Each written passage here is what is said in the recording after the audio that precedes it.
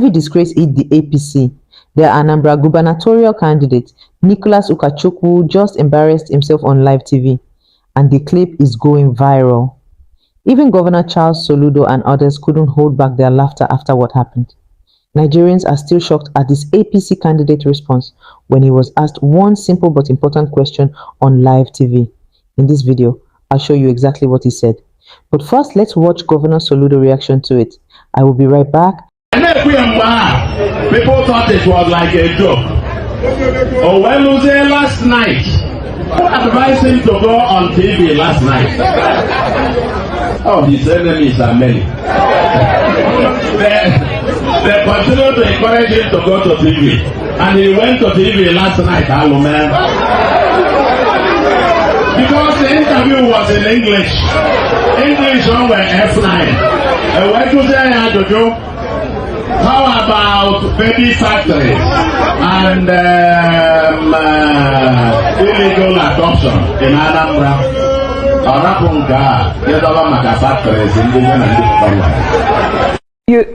You must have also heard of increasing rates of baby factories in Anambra State, and there are fresh incidents of violence and encroachment on farmlands. First, what is your assessment of the rising cases of baby factories and illegal adoption rings in Anambra State?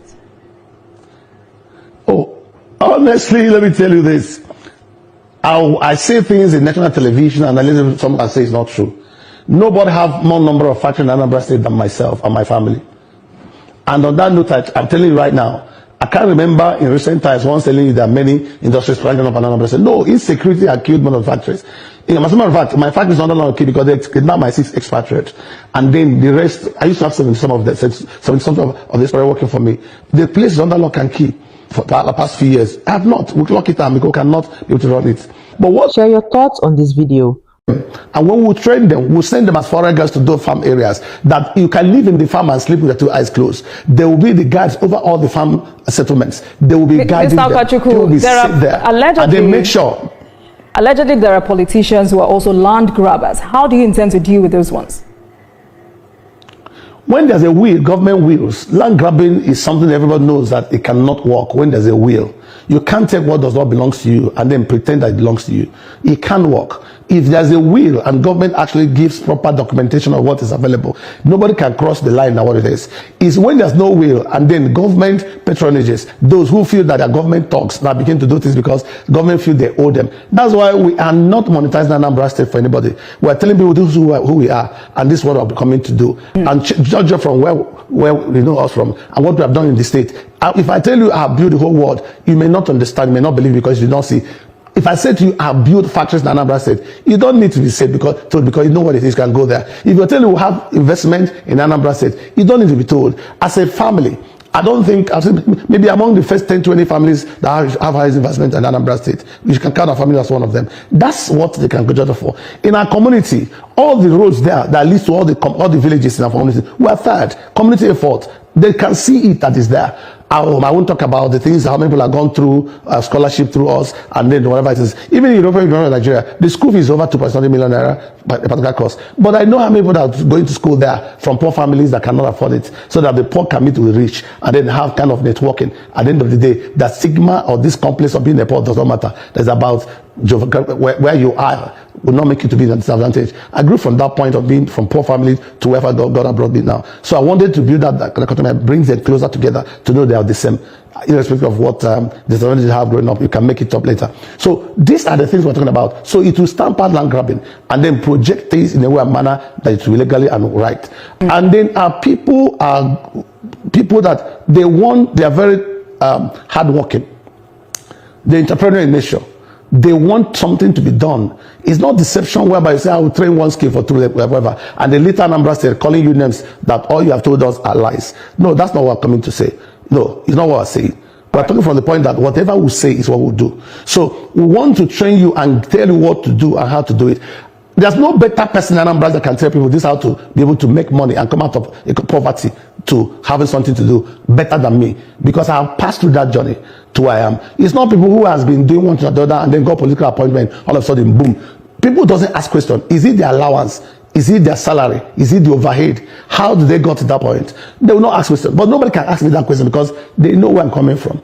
and then where I am and where I'm going. So I'm coming to Anambra to bring that to bear, and that's why people are supporting me. Let me also say to you, someone, a foreign observer that came in, met me today, and they told me, we went to the market, well, I think they're from either South Africa or where. They're not Nigerians. He said, we did some trial sample in Onitsha, a call in Onka, market in Onka, and then another place they call in also in Onitsha, and then somewhere in Newu. They say, all the market people say they're voting for you. And we're asking them to come and know who you are. I said, this is who I am. And when they came, they said my villages, the title holders are there with me. So they will say, oh, no wonder. So people are, right. Even those who are saying they will vote for me, I don't even know them. But because they've known that if I say I will do something, I will do it. All right, then. I'm not coming to deceive them. Let's look at other sectors. I make Anambra because to of be time. the world. Let's look at the education and health sectors. These are sectors that are still struggling, especially in many rural communities. What is your plan to revitalize public schools and health centers? You see, that's one of my heartbeats. Because you see just a room and parlor, they will write a specialist hospital and maternity. Continue from where we stopped. Thank you very much. I mean, it's a very important conversation because, many of these cases stem from poverty, unemployment, and gender-based violence. I'm wondering, how does your manifesto address these root causes? You see, apart from what I'm saying, the summary was quite on point. Why? Part of some of the insecurity issue we're having is because the youth have no job. And many even graduates who have graduated have no job. Those who could not have the liberty of traveling abroad or going, also have done some certain investigations or certain things. We have spoken to some certain people. Maybe also it should interest you also, my audience, to hear that I'm not holding brief for any security division of the Anambra State. But I can speak authoritatively that the current governor has not given police or army or DSS or up to 5-10 vehicles since 3 years and 6 months or more. How do you want them to fight crime? It's only when they set up this UKACHUKWU'S and Agone, they bought some second-hand branded vehicle. When other states are buying new vehicles and nothing actually to show for it. Don't forget, in the past few months, Anambra State is getting 1.8 billion or thereabouts from derivation as being part of a produced country, as a state, a produced state. But go to those communities that are doing it. They have not put one trip of sand, talk less of doing one thing there. They have done nothing. Completely nothing. Nothing to show for it in that local government. No single project have they done. What they did recently is to go and paint the hospital that was built by a former governor, and then brought some people and said they did operation, and then 4 people operated on, and they have 200 patients. And this is a governor say lying on national TV, and then there are 200 patients that actually they're in the hospital, that by tomorrow it will be more, even when the whole community were sick. And then people now, in this era of investigative journalism, journalists now went there to go and see those patients that were operated the next day. Only goat and cows were, only goat and cock were everywhere. There's no single staff, there's no nurse, no doctor, nobody. The place was just empty. And they were made it public. It's not like people are seeing it there. So this is the only thing they did. And the people say, we don't want you anymore. So I've come to a point to say to them, there are things we are coming with that will bring people out of poverty to make them have economic potentials. Like what I said about power and selling it back to them. Also, agri-chain. See, the way Amana will do agriculture in Nigeria, the president have now created some certain other things, including agri-funding companies and insurance, whatever, that will help agriculture move on. Because I went to Zambia, I went to Tanzania to do studies in the why things have changed. Because some of those South African farmers move back to those countries and realize that the agri-chain works. And when they call it a chain, it's like a chain that is in a circle, meaning there's somebody that will take the sample of your land and go and test in a lab and say to you, you can plant corn here or plant here and here or plant maize here, that this is what can grow here. Once after testing it, they stamp it. The insurance company will assure you that anything you cultivate here, plus or minus 10%, you are going to get it. So that's now give the immune kind of boosting for the farmer that is doing it. When the insurance stamp it, then now you see factories, the other companies, justly, those farm implementers, those that will come prepare the ridge or clear the site and then put irrigation or whatever you need to farm, they will come because they know that they are going to get back their money because there's a study that's proven. And when that is done, then somebody will now come and say, I have improved seed, I will give you. I see how the chain is going. I'll give you an improved seed, and then you can cultivate this seed, and it will give you that harvest you are looking for. Because the person that tested would have given a recommendation. Having said that, Now, a company now, the funding company will not come and say, I'll give you money now to be able to plant it and weed it up to the point of nursing to up to the point of harvest. And a harvesting company will say, I'll harvest it for you and I'll take 1 bag or 2 bags after harvesting. That's the cost I'll take. The one that prepared the ground will say, I'll take 5 or 10 bags for preparing the ground for you. The one that gives you seed will say, I'll take 1 bag for preparing it. It might be equivalent in money. And then when all this are together, the off-taker that will buy those your product will come and say to you, how many percentage of this your product do you want to sell? He can say, I want to sell 50%. It's okay, fine. I give you 10% to hold in lieu of what I'm going to take from you. And then when it's ready, I'll be the off-taker. And then when that off-taker comes, you can see that the farmer now is the beautiful bride. It's no more stagnated or just a mere farmer. He's now doing farm business. He's now into agro business. So his swag, his boldness, his confidence has improved. That anybody, both the medical doctor, non-medical doctors, graduate, or will find a business. Because when you have done this, before even you take a step to go and start that issue with the farming, to go into that farming, you realize that you have known that at the end of the planting season, I'm going to get 5 million, I'm going to get 10 million, I'm going to go. So when you consider working for somebody and they pay you 200,000 a month, you go and take that and know you're going to get 5 million. So if you do 1 hectare, I get 5 million this time. Next time you do 5 hectares, you get to 5 million. You can see the trajectory of your growth. And it will encourage other people because they see that growth is coming and because they share. And then a value-added company will now come and say, oh, I'm doing starch.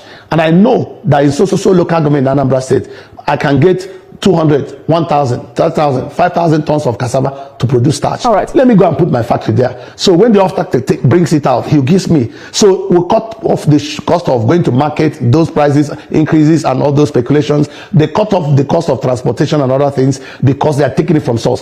What will now be going to the market now is just the finished product. So this becomes a chain. So you can now see in that place it will vast land that's prepared. And then we're going to provide forest guards. Train our people, give the security agents to train them, and then I'm there to go and become let's stay on that. train agents. Just for clarity, did you just summarize your agricultural revitalization policy to me? Yeah, so this is what it is. Agro-chain means somebody will taste the ground, somebody will start with show what he has tasted and say he can work, and then somebody will give you a seed that will give you that tasted to plant, and somebody will provide now to go and prepare that land for you to come and plant. Somebody will give you loan to be able to do those planting and weed it and prepare it at time of harvest. Somebody will harvest it, then somebody will be outside to buy it, and then value added company will not be able to use it to produce. It becomes a value added chain, a complete agro chain that cannot be broken, and it will bring a lot of people into cluster of that chain because you know that if you plant 1 hectare, you are getting to some amount of money. So you decide what to do. Our government will now be able now to run it and provide what we need for it to work. And then other people. I've even talked to 1 or 2 companies that said they can come and become a seed company. If you Google it in Zambia, there are many seed companies. Their own is to do research on seed and prepare seed to sell. That's their business. That seed company, we're going to bring them to Anambra, maybe 3 or 4, they have a variety. And then I was talking to agri-fund company, one Mohammed, Abu Mohammed. I was telling him about it in a recent time, and he said they're going to take a trip to go and study it there. So what am I saying is that it becomes agro chain, and the farmer is no more a mere farmer, local farmer. He's into agro business. He's a cleanup. He can come go to farm with a suit. He can have a 1 room in his farm. He can be able now to go to farm and then be proud that he's into agro business. This goes also to animal husbandry. We'll give you species. If it's cow, we also met a company. How do you, Andy, hold on, that will bring in. Don't forget to like, share, and subscribe for more updates.